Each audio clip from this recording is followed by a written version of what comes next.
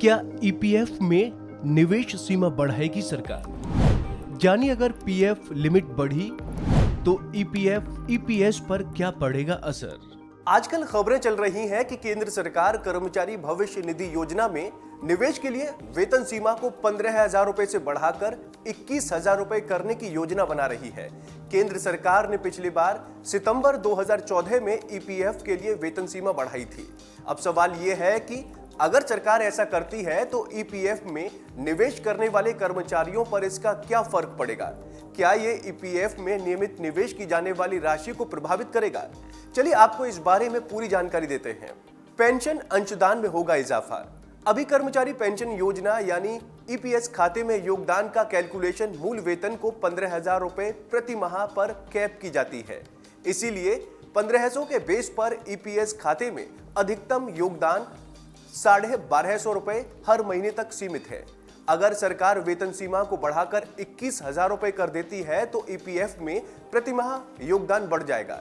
जानकारों के मुताबिक मासिक योगदान में 1,749 रुपए यानी 8.33% हो जाएगा। 12% का है नियम। कर्मचारी भविष्य निधि और विविध प्रावधान अधिनियम 1952 के तहत कर्मचारी और कंपनी दोनों को ईपीएफ खाते में मूल वेतन और महंगाई भत्ता समेत अन्य 12% का योगदान देना होता है।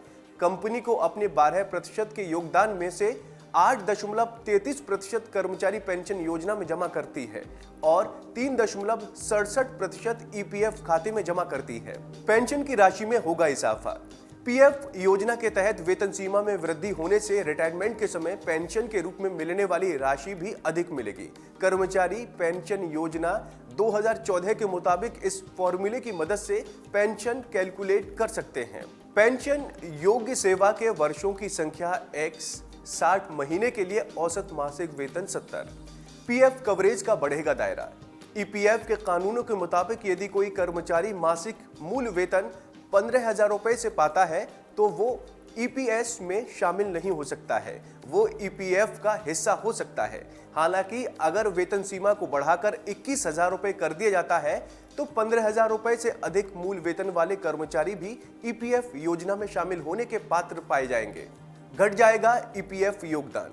ईपीएस में किए जाने वाले योगदान जो वर्तमान में 1,250 रुपए प्रति माह है, उसे बढ़ाकर 1,749 करने के मौजूदा कर्मचारियों के लिए ईपीएफ फंड कम हो सकता है। ऐसा इसलिए हो सकता है क्योंकि कंपनी वर्तमान में ईपीएस मूल वेतन के हिसाब से खाते में अधिकतम 1250 रुपए जमा कर सकती है। अगर ईपीएस में योगदान बढ़ेगा तो ईपीएफ में इसका असर पड़ सकता है। तो दोस्तों, उम्मीद है आपको हमारी ये जानकारी पसंद आई होगी।